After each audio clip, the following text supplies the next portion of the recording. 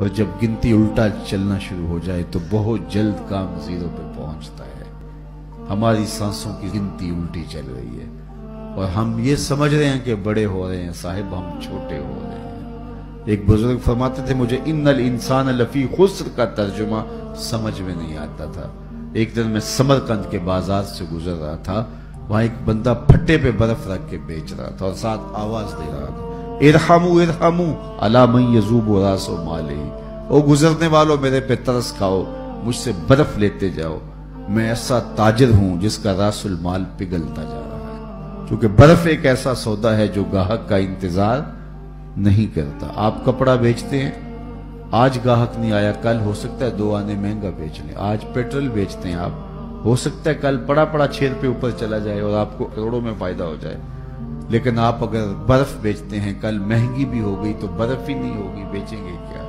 तो वो कहता, लोगों मेरे पे तरस खाओ, मुझसे बर्फ लेते जाओ। मैं ऐसा ताजिर हूं जिसका रासुल माल पिघल रहा है। कहते जब उसने ये आवाज लगाई ना तो मेरे कदम रुक गए और मैंने कहा, साहिब मुझे इन्नल इंसान लफी खुस्र का तर्जुमा समझ में आ गया। जिस तरह तेरी बर्फ पिघलती जा रही है, मेरी जिंदगी पिघलती जा रही है। तेरी बर्फ कतरा कतरा पिघल रही है और मेरी जिंदगी सांस सांस पिघल रही है। और अगर तू अब बर वक्त बर्फ बेच ले, इसके बदले दिरहम ले ले, दीनार ले ले, पारचा जात ले ले, कोई जिन्स ले ले, तो तुझे फायदा है।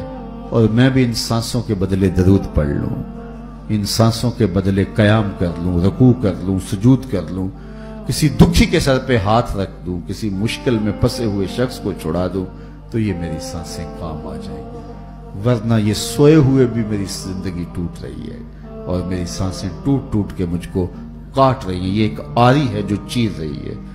हजरत सैयद अली मुर्तजा फरमाते हैं, शेखजादा ने बेजाबी के हाशिए में लिखा आपका कौल कि ये सांसें मौत की तरफ उठने वाले तेरे कदम हैं, तो कबल इसके कि वो वक्त आए कोई हुज्जत न रहे। मुझे आपको आज मौका है, आज सा भी ने खुले राह भी ने, इंज टोक नोखड़े टुकड़े ने, टुर पवें ते पैंडे मुक जांदे, कार बैठिया फासले मुकने। आज मौका है।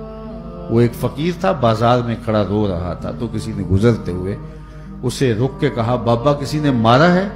कहा नहीं, ऐसा तो कुछ नहीं हुआ, लेकिन क्यों रो रहे हो? कहा कि बस गुजरते गुजरते लोगों को दुनिया में खोए हुए देखा तो दिल में रहम जागा, तो मैंने सोचा इन बंदों की रब की सुलह न करवा दो। तो मैंने उससे बात की, आवाज आई, ले आ मेरी चौखट पे, एक आंसू पे सारे गुनाह माफ कर दूंगा।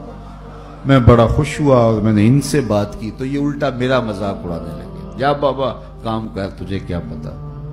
तो मुझे इनके रवैये पे अफसोस है और रोना इस बात पे आ रहा है कि वो तो मान रहा है, ये मानते ही नहीं।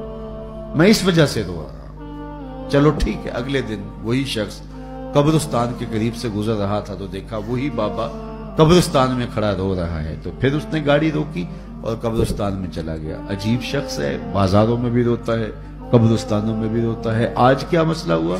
कहा आज मसला भी कल वाला ही है। क्या मतलब?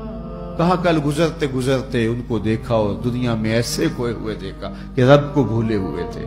दिल में तरस जागा, ख्याल आया इन बंदों और रब की सुलह करवा दूं। वो तो मान गया लेकिन वो ही नहीं माने, मायूस हो गया उनसे, तो आज इधर निकल आया और आज ख्याल हुआ इन कब्रिस्तान वालों की और रब की सुलह करवा दूं।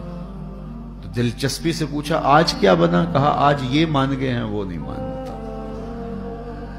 आज वो मान रहा है, हम भी मान जाएंगे और अपने आप को मालिक की दहलीज पे ले आए। आज ले उनकी पनाह, आज मदद मांग उनसे, कल कयामत को ना मानेंगे अगर मान गया। आइए मैं और आप अपनी जिंदगी को अल्लाह उसके रसूल की राहों पे डाल दें और एक एक सांस उनके नाम वक्फ कर दें। अज़म करके उठे, आज के बाद नमाज तर्क नहीं होगी, जिक्र का चिराग रोशन रखेंगे, कुरान मजीद से वाबस्तगी हमारा मिजाज हयात रहेगा।